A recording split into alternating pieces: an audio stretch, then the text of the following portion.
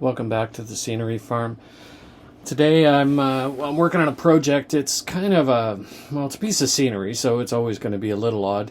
It's a metal frame that is kind of a dolly on which people stand, and it's going to be painted like a pot. I believe they're going to be sacrificed or some such, cooked in a large pot, and well, whatever. It's a big metal thing, and it's being covered in 1/4 inch MDF. Now, this is about screwing into steel. The box I'm using is 1x1 100 wall. It's around 1/16 of an inch thick, mild steel. It's hot rolled. So what I did was I measure the width that I'm doing, and conveniently the height is 49 inches, which is the width of a sheet of MDF typically. Once I get the measurement, I added a 1/16 for either side, so I made it an 1/8 inch over. I did the mark, and now I'm figuring out, how much in the sheet is left. And then I take an 1/8 of an inch away for the saw curve. So let's say there was 3 feet left from that mark to the end of the sheet. I would cut 2'11" 7/8 between the fence and the blade, because the blade itself would take an 1/8 of an inch, so it would be a 3-foot cut, and so I would be left the remainder up to the line on the piece of MDF. My microphone didn't work on this recording, so you just get the fun of my voice. At any rate, the width of the MDF is correct. Next thing I do is I put on my little gloves, and I reuse them as much as I can until they're fully destroyed, just because, And I flip them inside out when I take them off, so when I put them back on, I just blow them, and then I slip them back on my hands. The reason I'm doing this is I'm going to use PL Premium, which is a construction adhesive. It does stick to steel. It sticks to steel once the grease has been removed, and the grease has already been removed from this. However, it was laying on on the floor, so there was some dust that got on this. So I removed the grease with methyl hydrate, and the rag. And be careful with those rags afterwards, because if you leave them in a ball, they will, through some magic of science, spontaneously combust.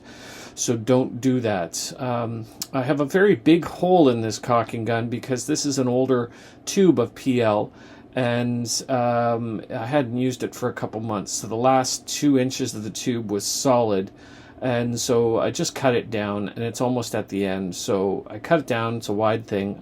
I'm putting the PL on, and I'm keeping the face of the tube rather in line with the steel, so not much PL can come out.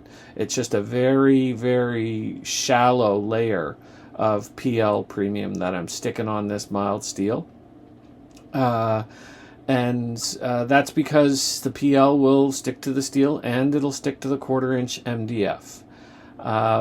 Once I'm done this, occasionally you have to go back if it doesn't squeeze out neatly, but you don't need a lot of this stuff. It's fairly strong. I mean, it will pop off. See, I'm going back a bit there. It will pop off if you scrape at it or whatever, but it's generally quite good at holding it down. Also, take the pressure off the tube when you lay it down, and lay it down so the tip is on top of a garbage can or on top of a piece of paper. This is me just kind of cleaning up the stuff that's gonna spooge out when I lay the sheets of MDF on this steel frame. The construction of it is a little odd. There's a 1x2 about 6 inches from the top, which is kind of where my belt is right now.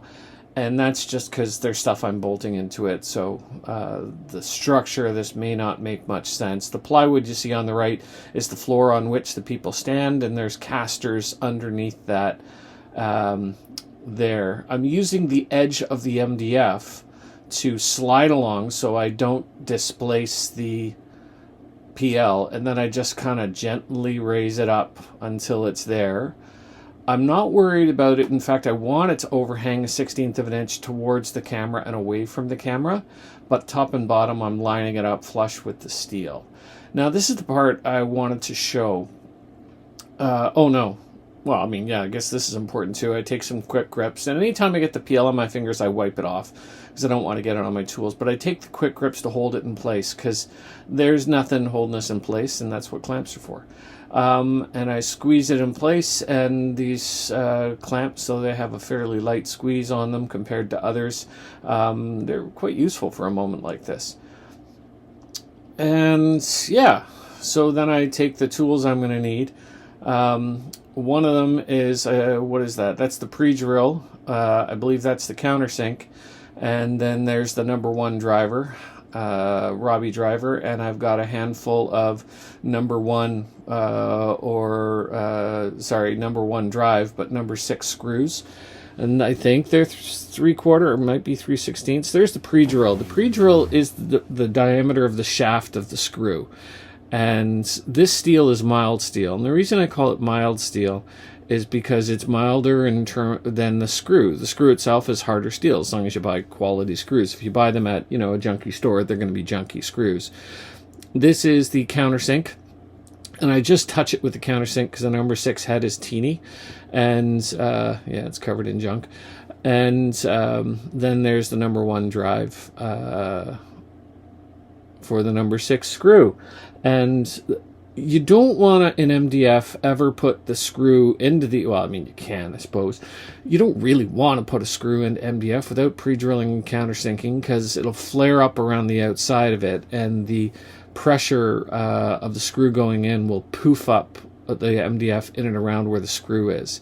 So then I just I'm putting a screw anywhere between 8 and 12 inches, every 8 and 12 inches, depending on how it lines up. I usually put a screw in the middle, and then I kind of go on either side, or I go twice on either side. But it's all eyeball because it's all going to get filled in. It's never going to be seen. So this is rather boring. So once I've done all the pre-drilling, then I go around and I do all the countersinking, and it's just a light touch. With the countersink, I mean, this countersink can happily go through steel, so the MDF is really no challenge for it. It's a Dymar countersink that I bought like 25 years ago. I've had it resharpened once, and then now I just keep it sharp with a file, but the thing is awesome. I bought a small one and a large one. I still remember a guy named Tim saying to me, "What do you need 2 sizes for? The big one and the small one have the same size tip." And then I thought, oh, he's right. But I like the 2 sizes.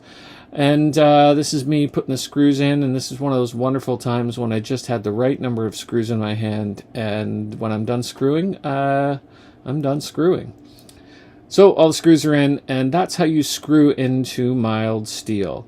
Then for this particular project, because I want to have the MDF flush on either side, I leave it proud on purpose on both sides, and then I get my flush trim bit, Festool's router. I don't know, it's a mid-sized router, whatever it's called. It's got pretty darn good dust collect, and this is my well, it's actually a pool hose. It's a pool hose, and I just have it set up to my ceiling, and this is me making sure that the flush trim bearing will not dive into one of the screw heads on the underside there. So the bearing is just below the bottom edge and still allowing the cutter head to cut below bottom edge of the piece that I've added. And so once I get it going, I flush trim that side. It's super exciting. And then I flush trim the other side. And I don't know, really have much to say about that. And the whole time I went through this, I didn't dive in any screw holes, which will cause a little wee divot whenever you do that. When I'm done that, I take, this is a piece of snake ply that I've cut to fit inside a belt sander belt. I think that's a 24x4, I think. I don't know. It's from my Makita belt sander. And, now I'm just kind of rounding over the edges, much the same as you'd round over the bottom of a foot or the bottom of a dresser, or chamfer the bottom of a dresser, or take the edge off or break the edge on things. This MDF, if I catch it on something, it will stink. And I also use the screw technique for the plates, for the casters at the bottom. Be well.